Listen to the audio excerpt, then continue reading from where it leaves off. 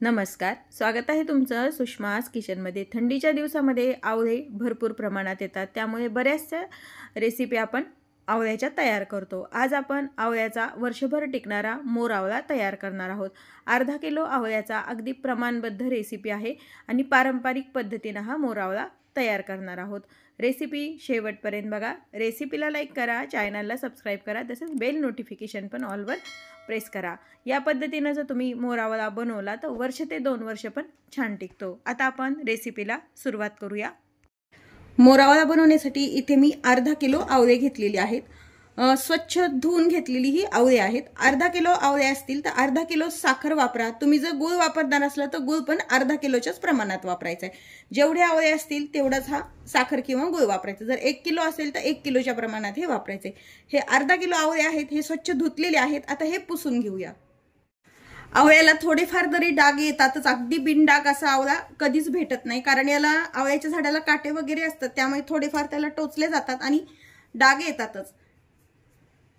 आता हे सर्व आवळे व्यवस्थित आपल्याला पुसून घ्यायचे। फक्त असा खराब झालेला वगैरे आवळा नसावा, पण डाग जर असले तर काहीच हरकत नाही। हा आवळा मोर आवळा तुम्ही वर्षभर पण छान टिकतो। आवळा हे असं एक फळ आहे की ज्यापासून बनवलेले कोणतेही पदार्थ, लोणचं बनवा तुम्ही, आवळ्याची चटणी, आवळ्याचा मोर आवळा, याची पौष्टिकता अगदी वर्षानुवर्ष तशीच राहते। जितका जुना मोर आवळा होईल तितका मोर आवळा हा चांगला पौष्टिक बनतो। आता हे सर्व काढून घेऊया, पुसून चाळणीमध्ये काढून घेऊया। तर हे आवळे आपण व्यवस्थित छान पुसून घेतलेत। मला अगदी सर्व असे मोठ्या साईजचे काही भेटले नाहीत आवळे, मी काही छोटे पण आहेत। यामध्ये कोणतेही आवळे वापरले तरी या पद्धतीने जर मोर आवळा केला तर कधीच खराब होणार नाही। आता हे आवळे आपल्याला वाफवून घ्यायचे। मी इथं एका भांड्यामध्ये पाणी गरम ठेवून वाफवणार आहे। तुम्ही कुकरमध्ये वाफवू शकता किंवा स्टीमर असेल तर त्यामध्ये पण तुम्ही हे वाफवून घेऊ शकता। गॅस सुरू केलेला आहे, पाणी आपलं छान गरम झालंय। यावरती ही चाळणी ठेवायची। आता आवळ्यावरती आपण झाकण ठेवून एक 10 ते 15 मिनिट व्यवस्थित आवळे आपल्याला वाफवून घ्यायचे। तर कुकरमध्ये जर वाफवून घेणार असेल तर 3 शिट्ट्यामध्ये व्यवस्थित आवळे छान वाफवले जातात। झाकण काढून पाहूया आपले आवळे व्यवस्थित वाफवले गेलेत का ते। पाहू शकता तुम्ही, एखाद दुसरा आवळा असा तडकल्यासारखा झालाय। हे आवळे व्यवस्थित वाफवले गेलेत। गॅस बंद करून घेऊया आणि आपण गॅस बंद करून घेतलाय। आता हे आवळे थोडेसे आपल्याला थंड करून घ्यायचेत आणि याच्या आपल्याला फोडी करून घ्यायच्यात। इथं मी अख्ख्या आवळ्याचा मोर आवळा करत नाही, त्यामुळे मी याच्या फोडी तयार करते। तुम्हाला जर अख्ख्या आवळ्याचा मोर आवळा करायचा असेल त्याला वाफवताना काटा चमच्यानी टोचे द्यायचे प्रत्येक लाईनला आणि मग ते वाफवून घ्यायचे। आता हे जे आवळे आहेत बऱ्यापैकी थोडेसे गार झालेले आहेत। आपण याचे काढून घ्यायच्यात फोडी, अशा फोडी तयार करायच्या आणि ही जी अंठळी आहे ही बाजूला काढून टाकायची आणि डायरेक्ट ज्या कढईमध्ये मी मोर आवळा बनवणार आहे त्याच कढईमध्ये हे आवळ्याच्या फोडी टाकून घेते। शक्यतो स्टीलचं भांडं वापरा मोर आवळा किंवा आवळ्याच्या किंवा आंबट रेसिपी कोणत्याही तयार करताना। ॲल्युमिनियमचं वगैरे वापरू नका। आता ह्या सर्व आवळ्याच्या आपण फोडी तयार करून घेऊया। आवळ्याचं बी काढून सर्व आपण फोडी त्याच्या तयार करून घेतलेल्या आहेत। सुरुवातीला आपल्याला यामध्ये आपण जे अर्धा किलो साखर घेतलेली आहे ती खालीच मिक्स करून घ्यायची व्यवस्थित, फोडी आणि साखर। मगच आपण हे गॅसवरती गरम करायला ठेवणार आहोत। साखर घालून एक 5 ते 10 मिनिट आपण फोडी अशाच मुरू देऊया आणि मग आपण हे शिजवायला घ्यायचंय। म्हणजे साखरेचं व्यवस्थित आवळा आणि साखर, आवळा ओलसर असल्यामुळे पाणी सुटतं। यावरती एक झाकण ठेवूया। एक 10 मिनिट आपण हे असंच झाकून ठेवूया। झाकण काढून पाहूया व्यवस्थित हे मोर आवळ्या आपला जो आवळ्याच्या फोडी आणि साखर आहे याला पाणी सुटले। आता हे आपण शिजवायला ठेवूया। आता हे शिजवायला ठेवण्यासाठी आपण गॅस सुरू करून घेऊया। आता गॅस सुरू केलाय व्यवस्थित। गॅस मात्र कमीच ठेवा, कारण आपण स्टीलचं भांडं वापरलेलं आहे, एखाद्या वेळेस करपायची पण भीती असते। पण ही कढई थोडीशी जाडच वापरायची त्यासाठी। जर कढई जाड नसेल तर याच्या खाली तवा ठेवायचा आणि मग हे शिजवायला ठेवायचं। एक अर्धा तास लागतो पूर्णपणे मोर आवळा जसा पाहिजे तसा शिजण्यासाठी। म्हणजे तुम्हाला पाक कसा हवा, काय पाहिजे, कसा शिजला गेल्यावर लक्षात आलं पाहिजे, हे पूर्ण मी स्टेप बाय स्टेप यामध्ये तुम्हाला सांगणार आहे। आता आपल्या साखरेला आणि याला छान उकळी आलेली आहे। ही पहिली स्टेप आहे व्यवस्थित। पाहू शकता तुम्ही। आता सध्या अगदी पांढरा शुभ्र पाक दिसतोय आपला। पूर्णपणे मोर आवळा तयार झाल्यानंतर पाकाचा पण कलर बदलतो आणि ह्या ज्या फोडी आहेत याचा पण कलर बदलतो। एक 5 मिनिट झालेले आहेत, हे उकळतंय आपल्याला। गॅस मात्र कमीच ठेवा आणि कंटिन्यू चमचा यामध्ये असा फिरवत राहा, म्हणजे हे करपल्या जात नाही। आता एक 10 मिनिट झालेत, आपण साखर आणि हे फोडी ह्या उकळून घेतोय। 10 मिनिटानंतर थोडासा फोडीचा कलर आपला चेंज झालेला आहे आणि पाकाचा पण जरासा ट्रान्सपरंटपणा कमी होतो त्यातला, आणि थोडासा हा जो वरती असं उकळल्यासारखा फेस येतो ना, तो पण कमी प्रमाण होतो।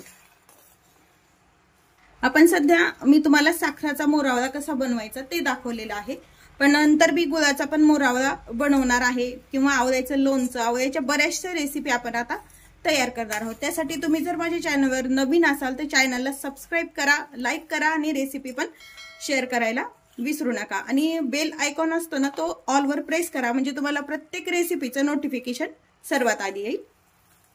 आता एक पुन्हा दाखवल्यानंतर मी तुम्हाला 5 ते 6 मिनिटांनी दाखवतीये। थोडंसं पाक पण आपला घट्टसर झाला आहे आणि फोडीचा कलर पण थोडा थोडा बदलत आलेला आहे।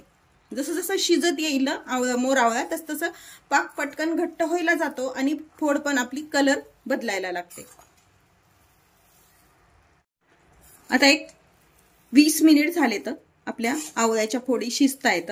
पाहू शकता थोड्याशा आवळ्याच्या फोडीचा पहिल्यापेक्षा आकार पण कमी होतो, कसले जातात ह्या, आणि असा जो पाक असतो साखरेचा याला थोडंसं असं फेस फेस तयार होतो। म्हणजे हे अजून एक 5 ते 10 मिनिट शिजवलं तर हा मोर आवळा आपला तयार होतो। आता 30 मिनिट झालेत, आपण हे मोर आवळा शिजवतोय त्याला।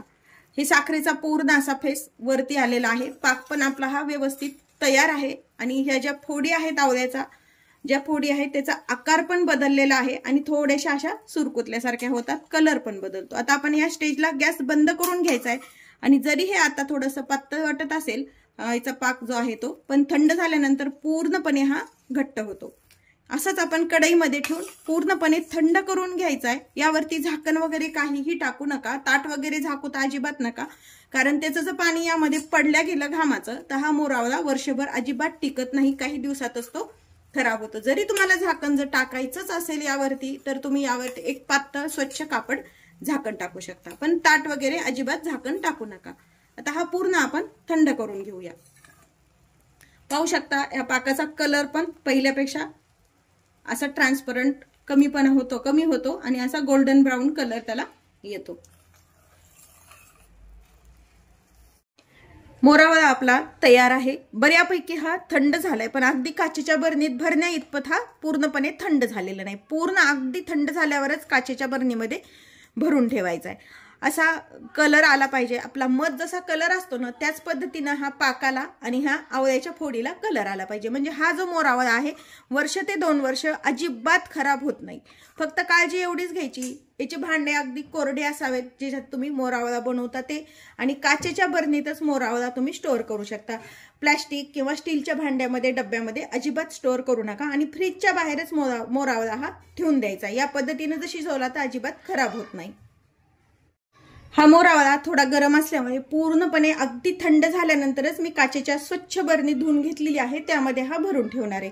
काचेची बरणी पुन्हा स्वच्छ धुवून घ्यायची, अगदी कोरडी करून घ्यायची, उन्हात वाळवली तरी चालते, अजिबात ओली नसली पाहिजे। जर ओलसर बरणी असेल आणि तुम्ही जर मोर आवळा त्यात भरला तर अजिबात मोर आवळा 8 दिवसाच्या वर टिकू शकत नाही। तुम्ही खायला घेताना यामध्ये जो चमचा तुम्ही वापरताल, कोणताही खाण्यासाठी आपण फोड काढताना चमचे वापरतो, त्याला अजिबात पाण्याचा अंश नसला पाहिजे, बिलकुल पाणी नाही लागलं पाहिजे मोर आवळ्याला। जसं आपण लोणच्याला वापरतो ओला चमचा वगैरे न टाकणे, तसंच मोर आवळ्यासाठी पण वापरायचंय, म्हणजे हा मोर आवळा छान टिकतो। जितका मोर आवळा जुना होईल तितका खायला पौष्टिक आहे। या पद्धतीनं मोर आवळा नक्की करून पहा। तसेच व्हिडिओला लाईक करा, चॅनलला सबस्क्राइब करा आणि बेल नोटिफिकेशन पण ऑलवर प्रेस करा। तुम्ही मोर आवळा कसा बनवता हे कमेंट करून नक्की सांगा। अशाच नवीन रेसिपी सोबत पुन्हा भेटूया, तोपर्यंत बाय बाय। व्हिडिओ पाहिल्याबद्दल धन्यवाद।